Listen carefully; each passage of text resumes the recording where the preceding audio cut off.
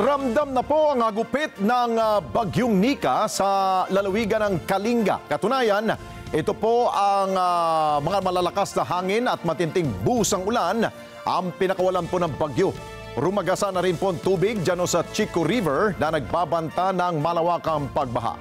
Kunin natin ang live report ni Vic Sumintak mula dyan sa Tabuk City sa Kalinga Province. Vic, ano latest?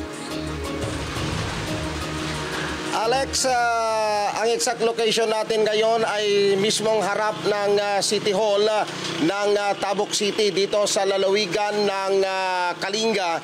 Dahil dito lamang sa lugar na ito mayroong supply ng kuryente dahil sa generator power na gamit ng city government.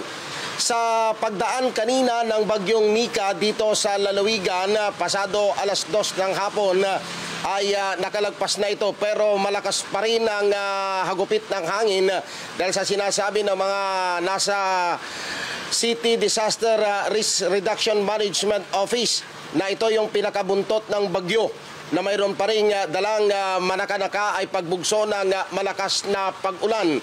Sa ginawang pag-iikot ng Net 25 News Team kanina sa kasagsagan ng pananalasa ng bagyong Nika, tumambad sa atin ang nagtumbahang mga puno, putol na kable ng kuryente, mga maliliit na landslides at nagngangalit na agos ng tubig sa pinakamalaking ilog dito sa lalawigan ng Kalinga, ang Chico River, na sinasabing catch basin ng tubig na nanggagaling sa Bontoc Mountain Province na bababa sa area ng Cagayan diretso sa karagatan.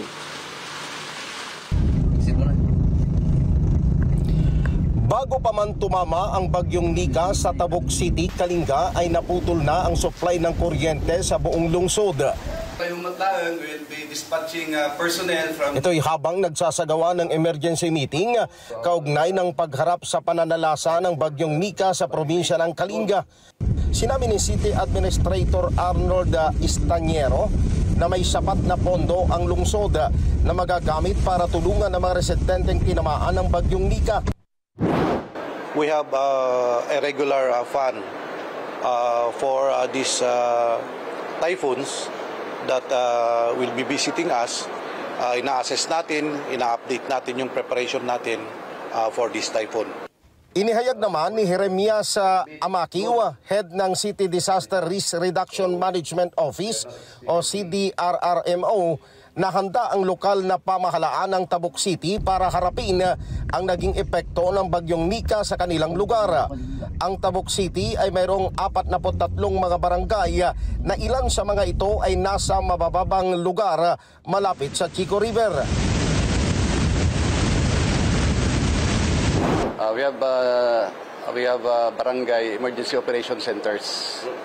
So by this time, these barangays are already, this EOC na barangays are already activated.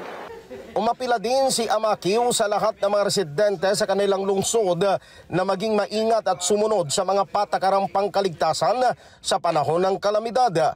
Sa report na tinanggap ng Tabuk City Disaster Command Center, sinabi ni Aurora Amalig, Information Officer ng City Government, na marami na rin ang nasa mga evacuation center para sa kanilang pansamantalang kaligtasan.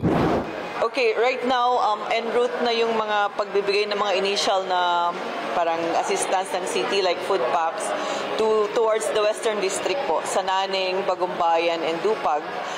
And then we have a separate team that will go later on sa Magnao kasi magkakahiwalay itong mga barangays, sir. But these are the barangays na talagang landslide prone itong mga areas na to. Naghanda na rin ang local government ng Tabuk City ng mga relief goods na ipapamahagi sa mga pamilyang tinamaan ng kalamidad. Alex, bukas ay magsasagawa ng tinatawag na Rapid Disaster Assessment ang local government ng Tabuk City para tignan kung gaano kalawak, lalo na sa sektor ng agrikultura, ang idinulot ng pagdaan ng bagyong Nika dito sa lalawigan ng Kalinga. Balik sa inyo, Alex. Okay, Vic, magkaiba ang sitwasyon doon sa Cagayan. Nung nakalipas sa linggo, ang ating binabantayan yung coastal areas dahil malapit sila sa karagatan. Dito naman sa Kalinga Province, alam natin, kabundukan dyan. Kaya madalas ang landslide Ano bang sabi ng local government dyan na may mga lugar talaga na considered as danger zone na? Dahil nga, may pagguho ng lupa, yun ang delikado, di ba, Vic? Tama, Alex, yung barangay Bado Dangwa, kung saan naroon yung Chico River Dam, doon nagaganap itong mga landslide at saka yung pagtumba ng mga puno. Dahil ang sabi ng CDRRMO ng Tabuk City, lumambot na yung lupa ng kabundukan dito. Kaya maya't maya, kanina muntik na kaming matrap nung nandun kami sa may dam, muntik tamaan ang ating kasama, pero sa awa naman ng Diyos ay payapa kaming nakabalik dito sa lungsod.